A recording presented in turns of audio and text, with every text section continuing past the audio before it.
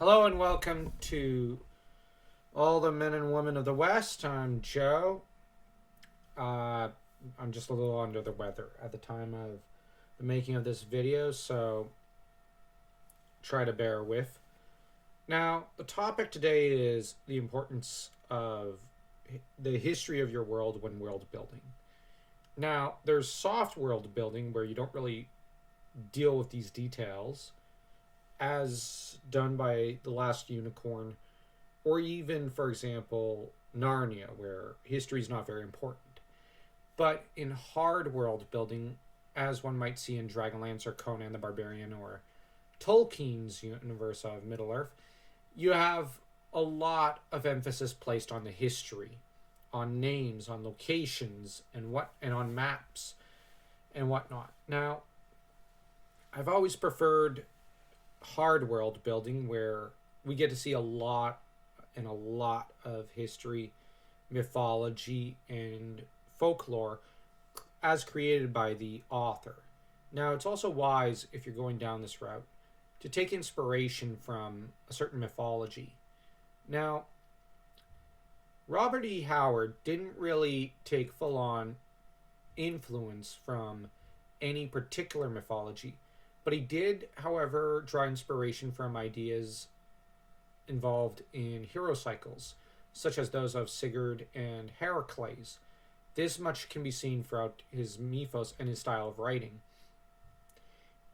And Tolkien drew inspiration from Norse and some Greek and some English folklore.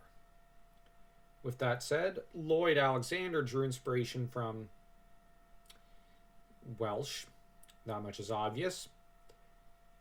Dragonlance drew inspiration from Arthuriana and even some Greek mythology. Now, this is important to bear in mind in that you need to remember that the culture you're creating should probably have a real world inspiration. So that way you can, in the construction of names, come up with more real sounding names according to that culture and language. Whereas if you're creating something that involves soft world building, you don't really need to worry about these details, and you can just go with the Great Grey Castle on the other side of the kingdom and never really specify which kingdom it is. This is kind of how Last Unicorn does things. And it's a great fantasy story. One of the best. So, yeah. I'm not going to get into how to world build your history, as that's something you should probably figure it out on your own and kind of find out by plumbing the depths of history and mythology.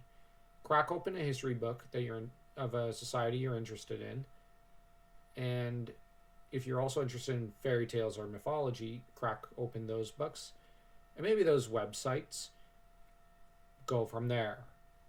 Write what you know and create from what you are familiar with. This is the only piece of advice I could really give on this topic at the moment.